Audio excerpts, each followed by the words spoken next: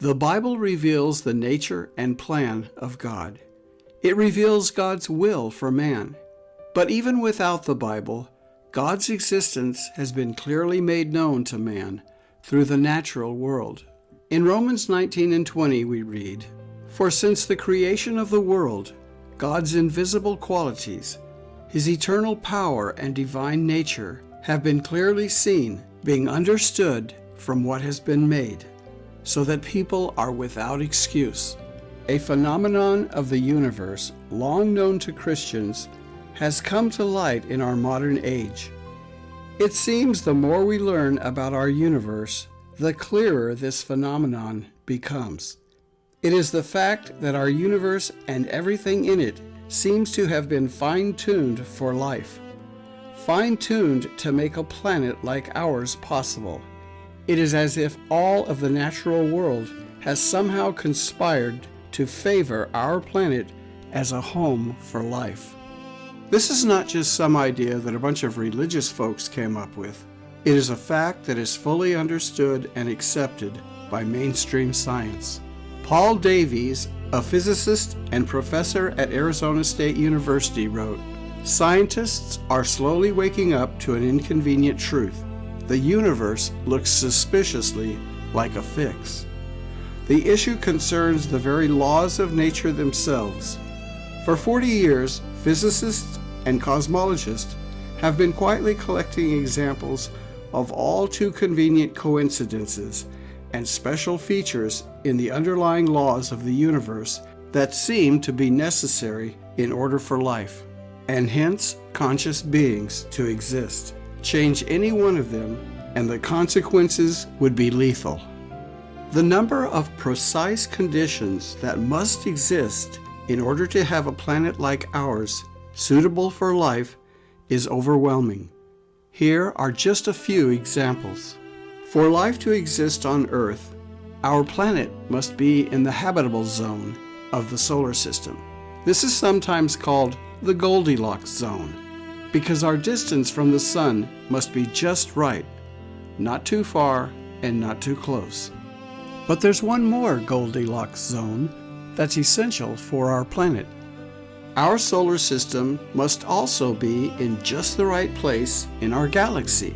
Too close to the center or too far out in the spiral arms would mean certain annihilation.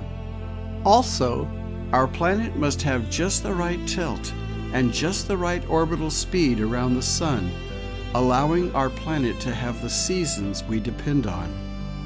And the Earth's rotation on its axis must be just the right speed, ensuring that our day and night cycles correctly support the biological needs of its inhabitants.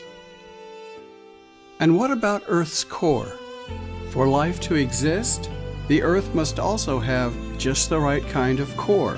Our circulating liquid core creates a magnetosphere that protects us from the sun's harmful rays.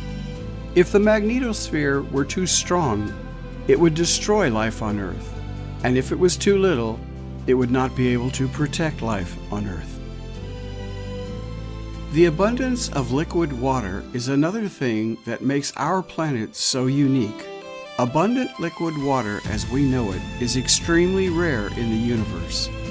Our vast water resources work in tandem with our atmosphere to provide an endless cycle of water to the land's surfaces, and all of this depends on the precise laws of nature working perfectly together. Our moon also represents another lucky break for planet Earth. Our moon is just the right size and just the right distance from Earth. Because of this, our oceans have tides. These tidal forces are essential for life on Earth. They prevent our coastal zones from becoming stagnant and toxic. And speaking of lucky breaks, consider the characteristics of water.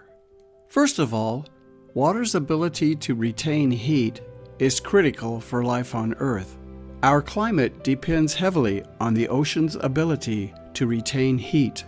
The heat that is stored in the ocean's waters gets transferred around the world to the more frigid zones of our planet by the currents. This heat exchange allows our planet to have a more temperate climate. Also, when water freezes, it freezes from the top down. This is why we have ice on top of the water. If it weren't for this characteristic of water, fish and other aquatic animals would not be able to survive the winters. Now we come to the fundamental forces of the universe, the laws of physics and nature that govern everything on a grand scale. Do these laws of nature have any bearing on the ability of our universe and our Earth to come into existence and sustain life? Well, as a matter of fact, they do. For life as we know it to exist on Earth, every one of these forces must not only exist, but be calibrated to an extremely precise degree. The strong nuclear force, the electromagnetic force, and the force of gravity are all set at precisely the right amount. If they were any weaker or any stronger, our universe and our living world could not exist. Even the speed of light just happens to be exactly what our universe demands for life to exist on our planet. Life depends on a myriad of factors being just right. Just the right elements, just the right quantities and combinations of those elements. What are the odds that all of these factors just happen to fall into place in order to allow for a world like ours to exist? Scientists have done the math. The numbers are staggering, but we don't need a calculator to know just how special a world like our own is. Just a little common sense. It all comes down to this: our little blue planet has God's fingerprints all over it.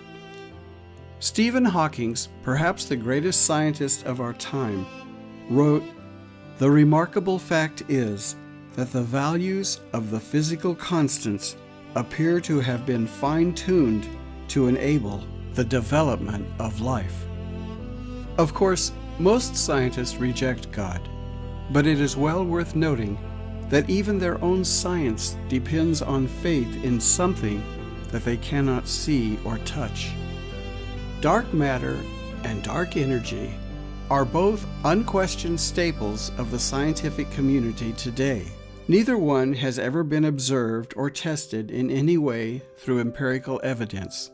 Yet scientists accept both as fact for one simple reason: there are a number of phenomena in the universe that cannot be explained without them. Think about it. Completely invisible and untestable things are deemed real because they are the only way to explain what we do see and know around us. Is this not what we do as believers?